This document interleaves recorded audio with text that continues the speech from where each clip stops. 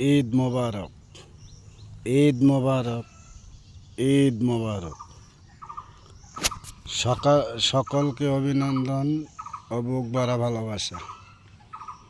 ঈদের ছুটিতে যারাই বাড়িতে আসতেছেন দেখে শুনে আসবেন, তাড়াহুড়া করবেন না। কোনো অপরিচিত মানুষের কিছু খাবেন না। সুন্দরভাবে দেশে আসবেন,